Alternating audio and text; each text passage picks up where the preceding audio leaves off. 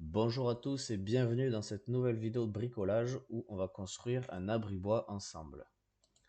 Comme vous pouvez le constater, l'espace de stockage est saturé et il faut donc construire un nouvel espace de stockage pour le bois de chauffage chez ma grand-mère et ça va permettre de le rapprocher de la sortie de la maison.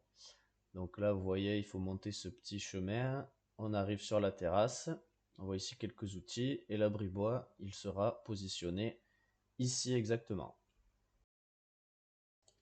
On attaque direct dans le vif du sujet avec la découpe de toutes les poutres qu'on peut voir ici. Donc elles font 7 cm de largeur, section carrée.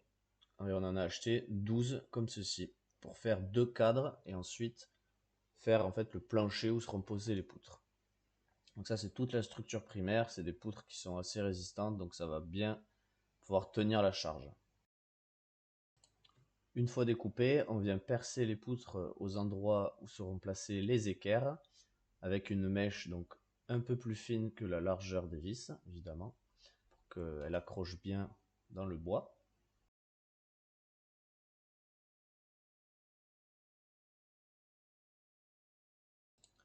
Après avoir fait les perçages, on peut maintenant visser les équerres sur les poutres. Donc il y a 4 vis par équerre, donc ça va tenir largement la charge.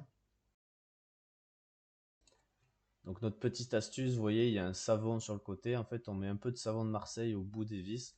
Ça permet de rentrer, de bien pénétrer dans le bois à l'endroit où c'est pas percé. Ça évite de fendre le bois.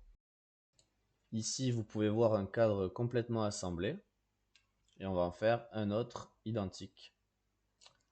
Ici, vous pouvez voir donc les deux cadres terminés.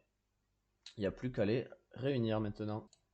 On est ensuite allé acheter du bois de bardage donc pour protéger notre bois de la pluie. Ça va servir pour le toit et pour les côtés. Pour votre bois de bardage, il faut bien faire attention à ce qu'il soit traité pour l'extérieur, la pluie, tout ça. Nous, on en a pris un plutôt bon qui devrait tenir quelques années. Avant de s'attaquer au bardage, il faut finir la structure primaire. On peut voir que là, elle est quasiment terminée puisqu'on a mis les poutres du plancher. La structure de notre abri-bois est quasiment terminée. Maintenant, il faut s'attaquer au toit. Donc pour ceci, on vient rajouter une extension de la hauteur à l'arrière de l'abri-bois qu'on fixe grâce à un fer plat. Évidemment, cette extension va permettre d'avoir une pente sur le toit pour que l'eau s'écoule. On ne veut pas que l'eau stagne sur notre beau bois de bardage, sinon il va pourrir rapidement.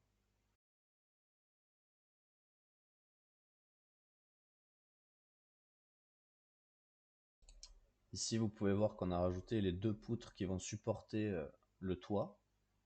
Et voici de quoi ça a l'air. Donc la structure de notre abri-bois est entièrement terminée, assemblée. Et maintenant, on peut s'attaquer au bardage. Donc là, on fait des découpes à 120 cm pour le toit. Comme ça, il y aura un beau dépassement de toit. Ça va permettre de bien abriter le bois qui sera en dessous.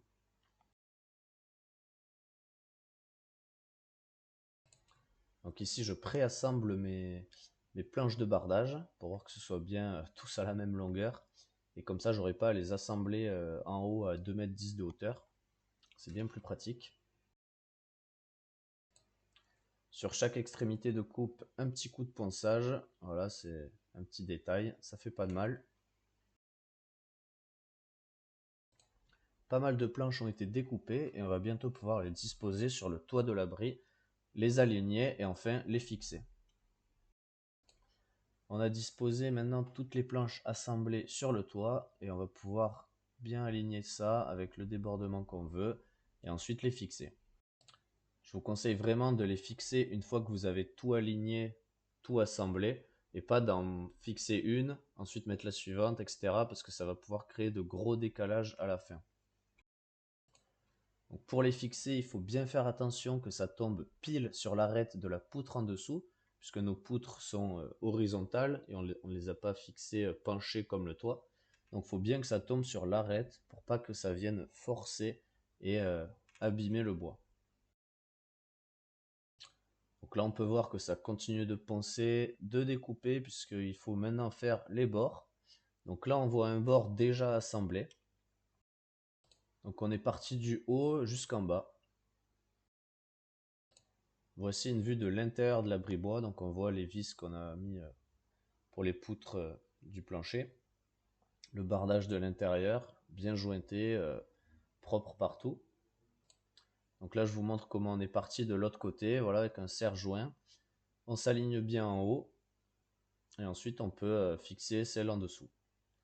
Donc là on voit ma sœur à l'œuvre qui met une vis et on va bien voir qu'il faut aller jusqu'au bout pour bien plaquer la planche de bardage contre la poutre.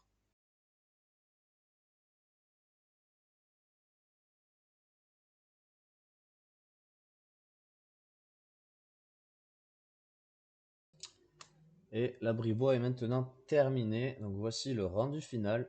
Je trouve que l'association des deux bois, ça donne un super rendu, un petit dégradé de couleur entre clair et moyennement clair. Donc le bois de bardage couvre bien toutes les équerres, il va jusqu'en haut, on est bien content. Sur le toit pareil, c'est super, c'est bien aligné, c'est propre. Il manquera juste quelques petites finitions comme des baguettes pour masquer le bout du bardage ou autre. Et on a mis un petit peu de bois dedans pour voir de quoi ça a l'air. Et je pense qu'il y a une sacrée capacité de remplissage de cet abri-bois. Donc j'ai hâte de voir une fois qu'il sera tout plein. Donc on a laissé un grand espace en dessous de l'abri pour pouvoir stocker du petit bois ou autre. Et il est assez profond, donc on pourrait même mettre de plus grosses bûches ou d'autres bois derrière. Et comme vous pouvez le constater, le bardage ne recouvre pas tous les côtés. C'est pour que l'air circule au maximum et qu'il maintienne le bois bien au sec. Et enfin pour les dimensions du produit, donc ça fait 2,10 m de large, 2,10 m de haut et 80 cm de profondeur. Et pour la pente du toit, il y a juste 25 cm de plus de hauteur à l'arrière. Merci à tous d'avoir regardé cette vidéo. N'hésitez pas à liker et vous abonner. Je ferai d'autres petits projets bricolage comme ça. Et si vous n'avez toujours pas vu ma vidéo sur le barbecue, je vous invite à aller la voir. Si vous avez également des remarques constructives, je suis preneur. Ça me permettra de m'améliorer vu que je ne suis pas du tout spécialiste dans ça. Je suis un bricoleur du dimanche, on va dire. Voilà, donc c'est tout pour moi. Ciao, à la prochaine.